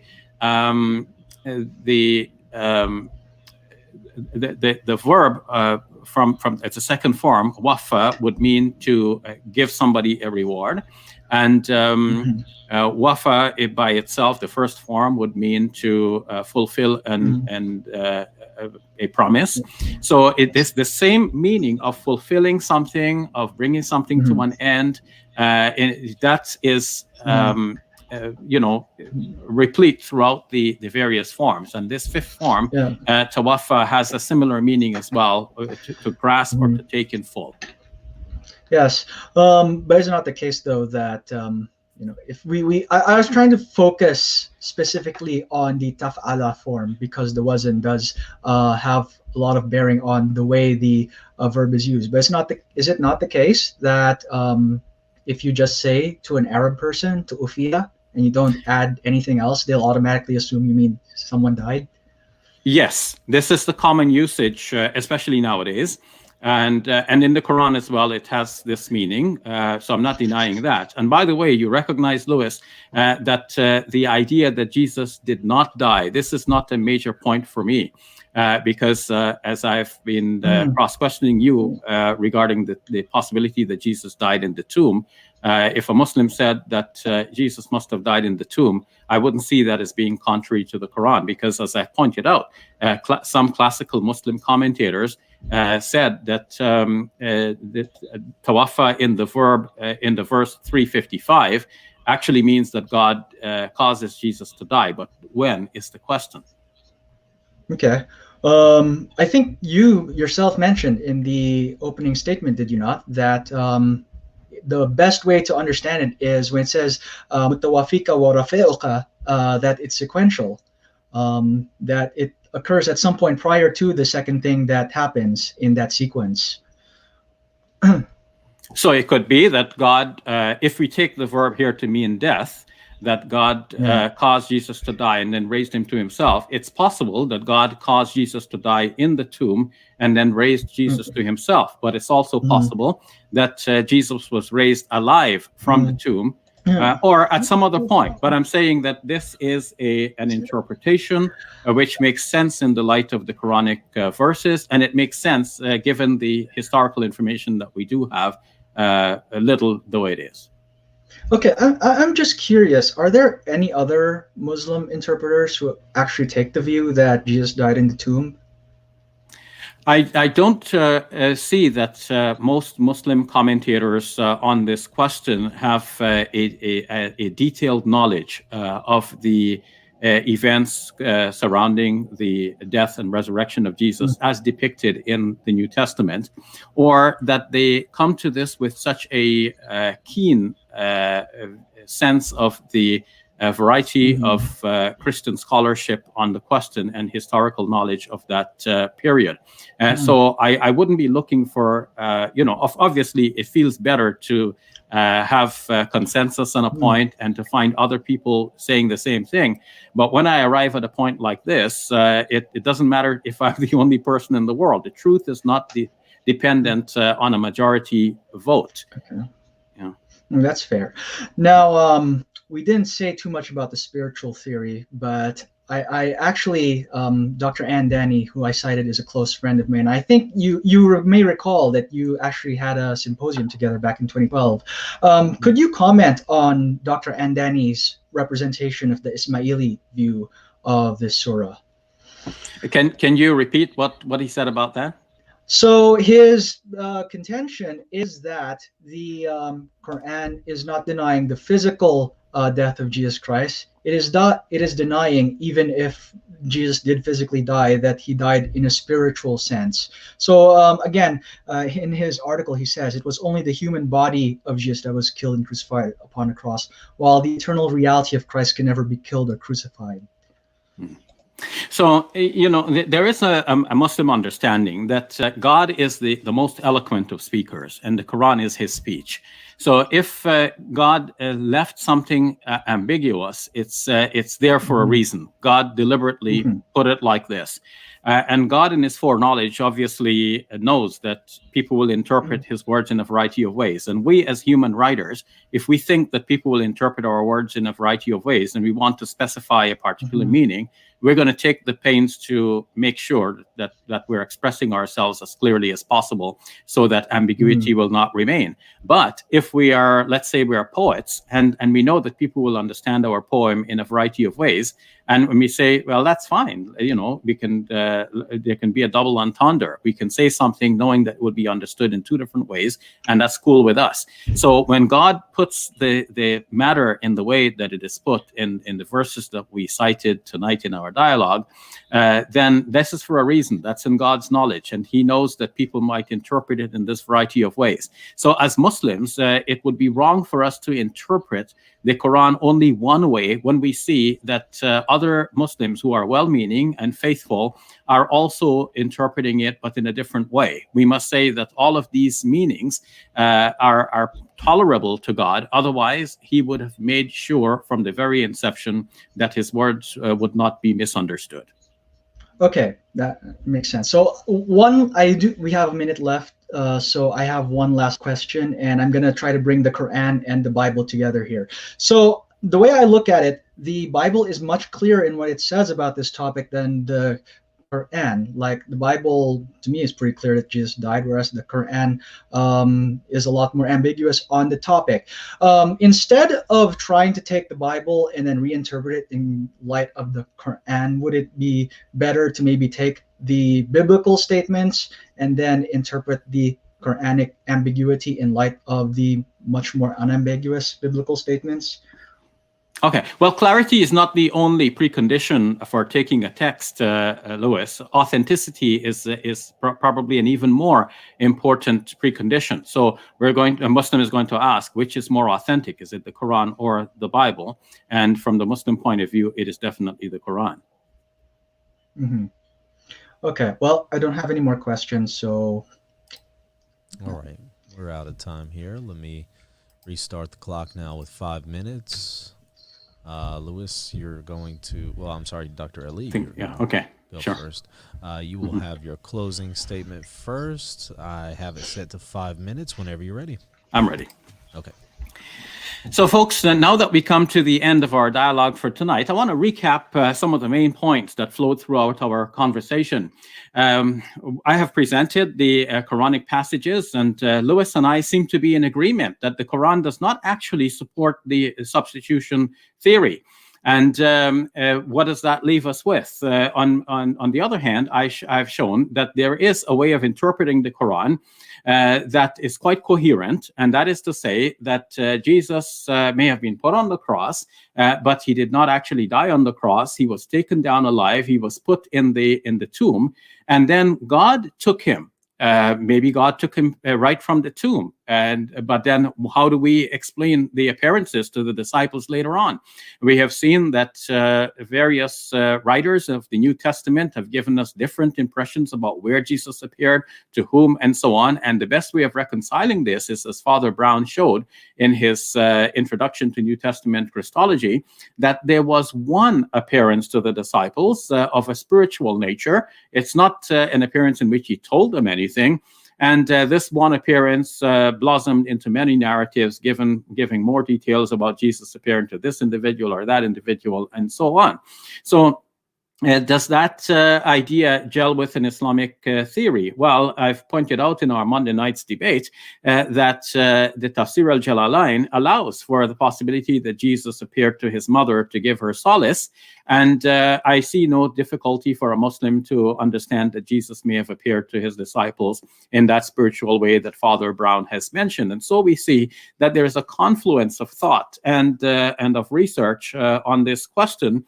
And it is getting us closer to an understanding that will allow Muslims and Christians to understand each other and to respect each other's views. So whereas in the past, Muslims spoke about the substitution theory, and that was a sticking point between Muslims and Christians, now in my reinterpretation, I'm asking our Christian friends, well, how do you know that Jesus actually died on the cross? How do you know, for example, that he didn't die in the tomb?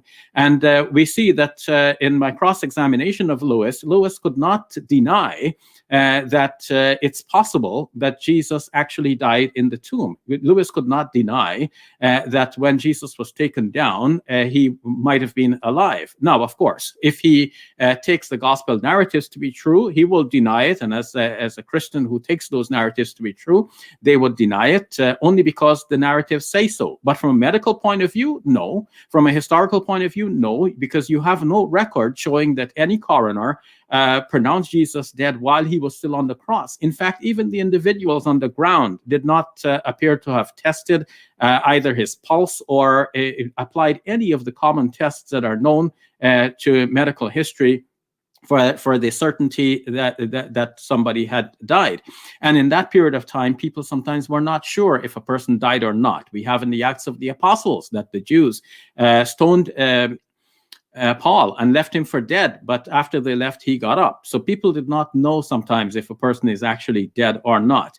And we see that the characters within the New Testament and the writers may have had some inkling that Jesus did not quite die, because when they cited passages from the Psalms to speak of Jesus, for example, Psalm 16, I think Lewis has actually confirmed that psalm speaks about a close brush with death. In fact, the interpreters, the one volume commentary on the Bible, says very plainly that this is not about resurrection. This is about somebody who had a close brush with death but didn't actually die.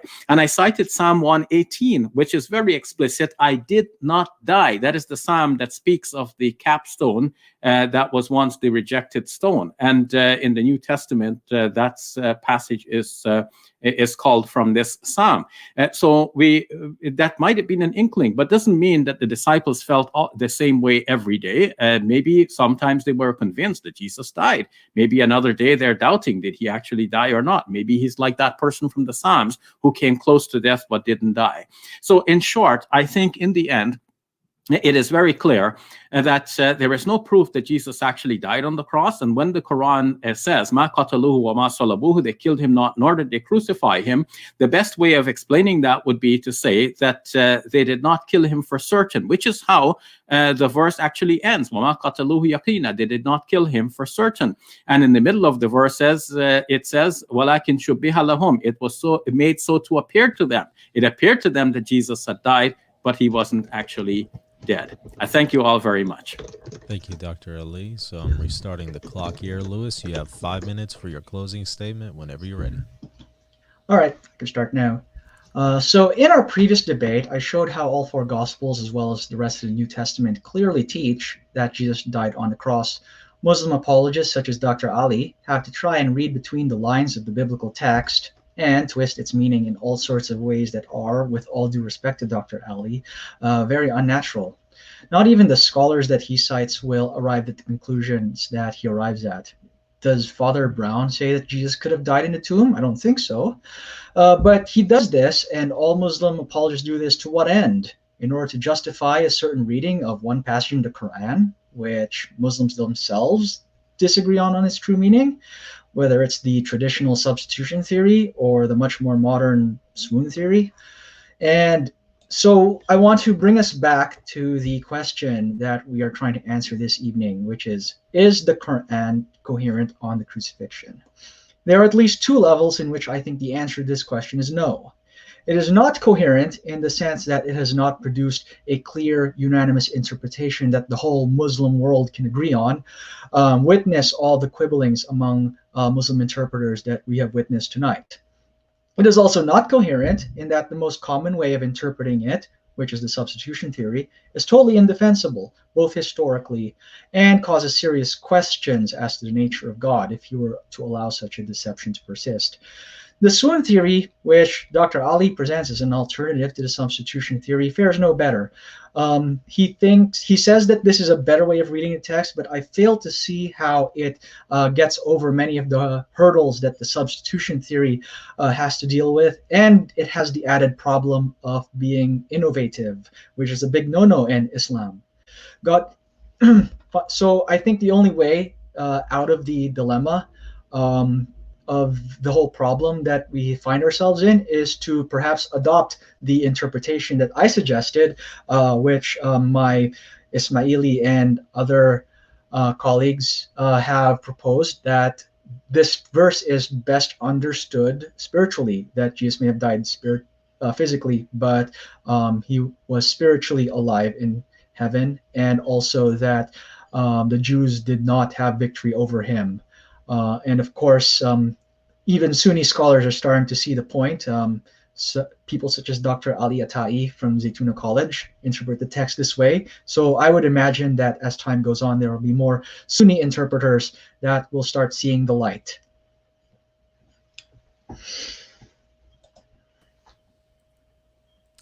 All right, thank you for that, Lewis. Let me stop the clock here. And Okay, y'all can go ahead and send some questions to @reason and theology. I saw some earlier, but go ahead and resend them again. Make sure to specify who it is addressed to. Here's one for you, Dr. Ali. Aside from one person who survived crucifixion, recorded by Josephus, can you name anyone else in antiquity who survived? If not, isn't the idea Jesus survived very unlikely? Yeah, so I'm not saying that the survival from the cross is survival of the cross is a very common thing. But if we're looking at the idea that a person came back to life from the dead, that too is very unlikely. And it is more likely that the person survived the cross than that the person came back from the dead. If we did not have anything else, if the scripture says so and we believe the scripture, well, then that's the most likely thing. That is the truth for us, no doubt about it. But if we're putting the scriptures aside and we're investigating this historically, then we would say that a person coming back from the dead is more unlikely than a person surviving the cross. In fact, as the question itself is pointing out, somebody did survive the cross other than Jesus. So this is possible. And it's possible that Jesus may have survived the cross as well, especially since we do not have any vital organ being pierced, and Jesus was there on the cross only for a few hours. Lewis, did you have a response, follow-up to that? Nope. Okay. All right. Another one for Dr. Ali. Y'all send some to Lewis, please, as well, so that we can balance these out. Can Dr. Ali explain why the Romans would have carelessly allowed Jesus to survive given the consequences? Mm-hmm. So the Gospels show that in the end, nobody wanted to crucify Jesus. Pilate himself washed his hands publicly of the matter. He didn't want the blood of Jesus on his hands, and that would have been a signal to all his underlings that they are not to harm Jesus. Pilate's wife came rushing to Pilate, saying, "Do not harm this man, because I've seen many dreams on account of him."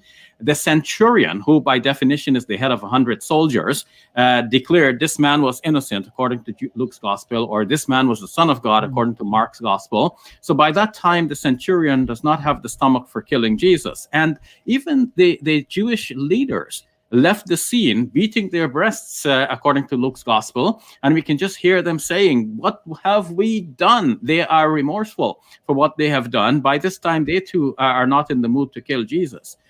So at that moment, it's possible that somebody may have looked the other way or did one thing less than they might have done normally to ensure that the person is fully and finally dead. It's not that they're deliberately trying to set him free. I'm not saying that, but I'm saying that they perhaps did not go the extra mile to make absolutely sure that he is dead, because by this time they did not have the stomach for it.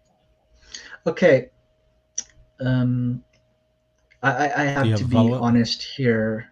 I have to be honest in that once we start positing that the Roman soldiers were not doing their job to the best of their ability so that Jesus could survive, we're starting to enter into conspiracy theory territory, because it's basically positing that the Romans were in on this plot to make sure that Jesus actually survives, even though he appears to be dead.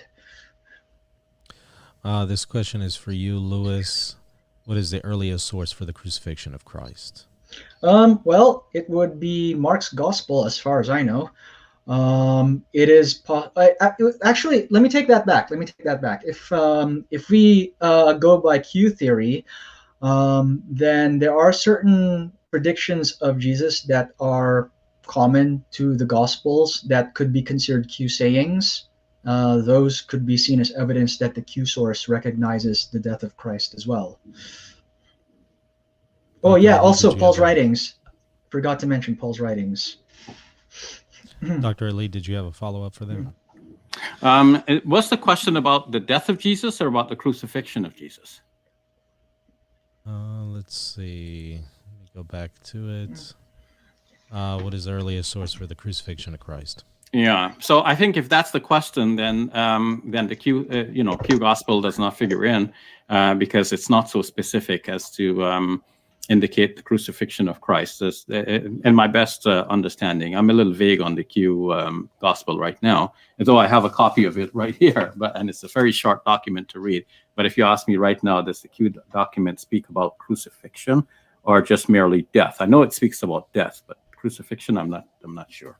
So anyway, Lewis is right. Paul's writings is earlier than even Mark's gospel, and Paul's writings do speak about Jesus being crucified. All right. One more for you, Lewis. Why did Jesus die if Jesus said, Father, if it is possible, let this cup pass from me? Yeah. Okay, so this is something that I find happens very often when Muslims quote that verse, which is that they are quoting one very small snippet of the passage, and then they're not going to quote the rest of it. Okay, so if you go to Matthew chapter 26, verse 39, the whole verse says this: and going a little farther, he fell on his face and prayed, my Father, if it is possible, let this chalice pass from me. Nevertheless, not as I will, but as you will.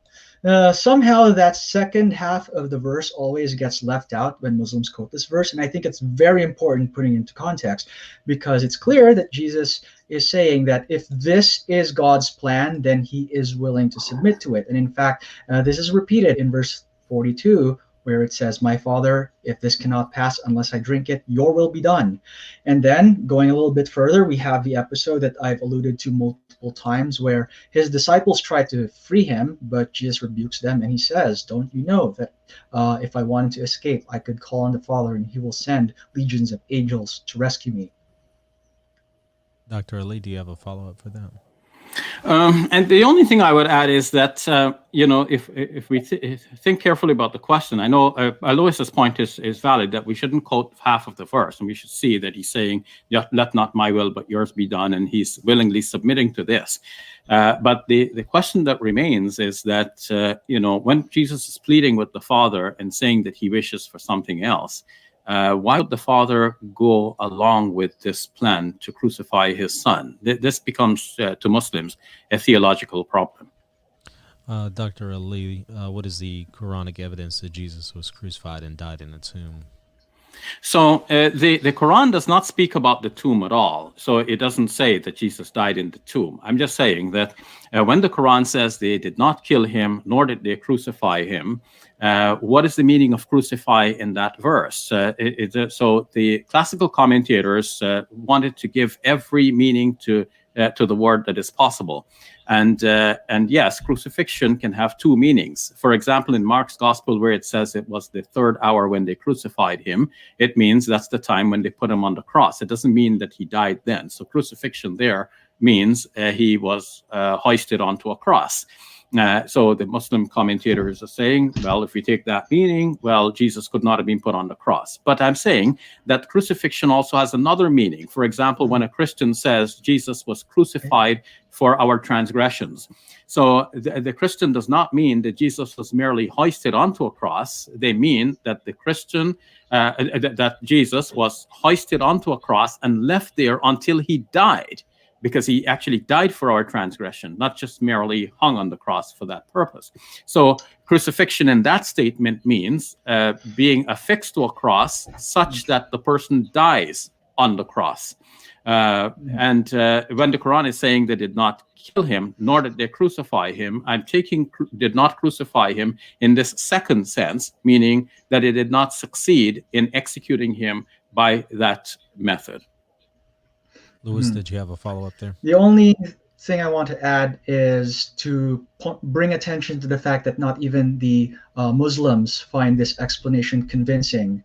And it's not hard to see why. The Bible doesn't teach that Jesus died in the tomb. The Quran doesn't teach that Jesus died in the tomb. So this theory does not do justice to either text, in my opinion. All right, one more for you, Lewis, and then I'm going to take a phone call.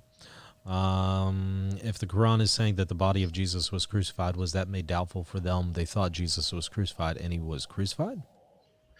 Well, if I understood the Dr. Atai's lecture on this topic correctly, what was made doubtful was the Talmudic representation of the counter narrative regarding Jesus' death. And also, the other thing that was made doubtful was the Jewish belief that in crucifying Jesus, they have triumphed over him. So the real doubt has to do with the Jews in that regard, and that the reality is that even if Jesus died, God is still with him, and he is still reigning triumphantly. Again, this is all.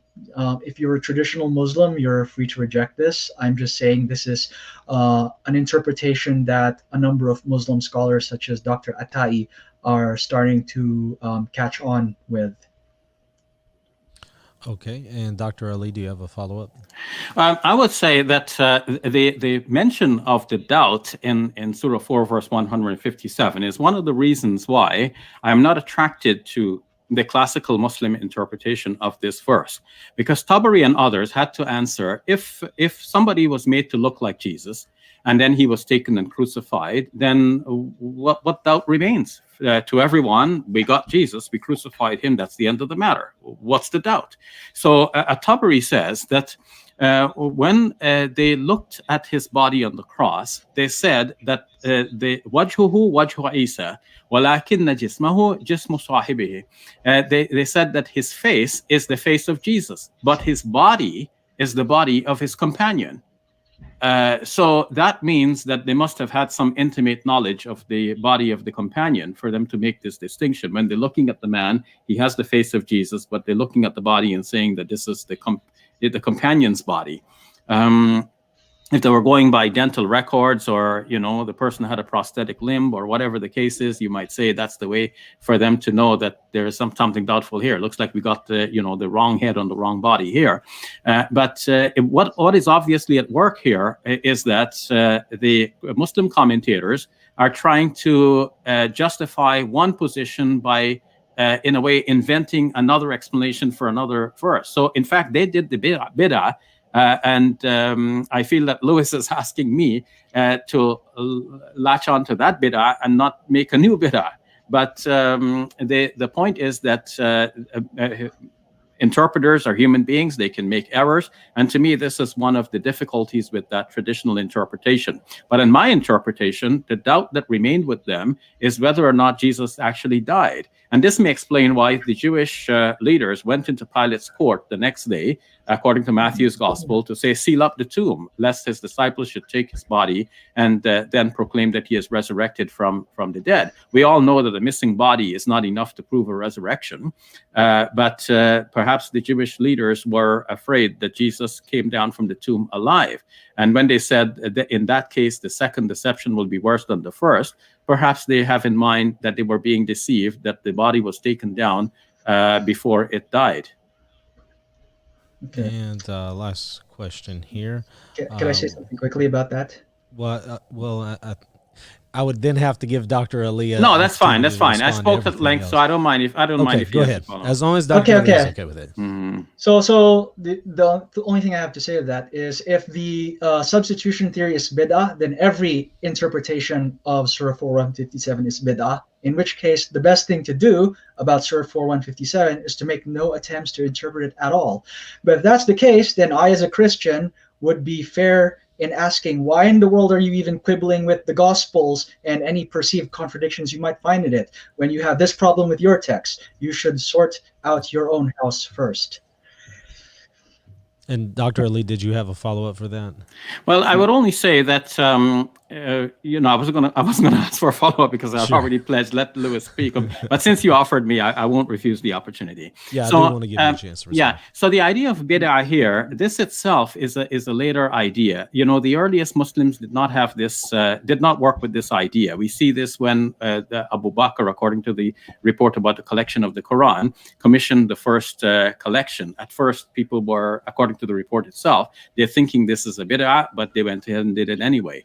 To offer the Taraweeh, or the night prayers in the mosque, this was thought to be a bid'ah, but Omar, according to the report, said this is a bid'ah hasana, it's a good bid'ah. So then there's a distinction in the minds of some Muslims between a bid'ah hasana and the bid'ah sayyi'ah, the good and the bad bid'ah. So this whole question about bid'ah itself is a way of forestalling further thinking. It's a way of saying, look, we have the sunnah already set. Let's just follow that. Don't think anew. Don't think fresh. Don't follow something different. But what has happened, in fact, is that Muslims did innovate things along the way, and then they accepted those innovations, and then eventually they closed the door and said, we're not going to have any more. Anything else is a bid'ah. We're not going to just stick with what was there before. And no, the text itself is not problematic, because the Quranic text is dealing with something that is a sideline in our faith. It's not an important issue, and it is possible for people to have a variety of interpretations on that issue. And the Quranic text, it gives us that possibility for Muslims to have a variety of interpretations. Some can follow the classical interpretation, some can follow my reinterpretation, some can follow Ali Attai's interpretation, some may follow the Ismaili interpretation, and all of these are faithful interpretations or attempts to understand the word of God that is being spoken to us. Gentlemen, I want to thank y'all both for coming on and doing this. This was great. I really appreciate this. This was very engaging. I think we had a caller on the line, but I guess they hung up on us. We'll leave it at that. Sorry to keep you on hold there, caller. I wanted to make sure to get to a couple of those chat questions first, but oh well. Again, I want to thank both of y'all for coming on. Dr. Ali, always a pleasure. Oh, my pleasure to be on. Thank you for having me on. It's been delightful to work with you, and also to be with Lewis, my friend. And Lewis, Yes. Always an honor to have you on, sir. It is my pleasure, and it's an honor to be able to debate an erudite and learned gentleman such as Dr. Ali. And hopefully we'll have many, many more. And everybody, thank you for watching. Thank you for your questions. I'm sorry that we couldn't get to all of them. And again, I apologize to the caller there, keeping you on hold for a while there. But everybody, don't forget to comment whenever this post, like, and also subscribe if you haven't already. And also check us out, patreon.com/Reason and Theology, if you want to support what we're doing here. Until next time, God bless.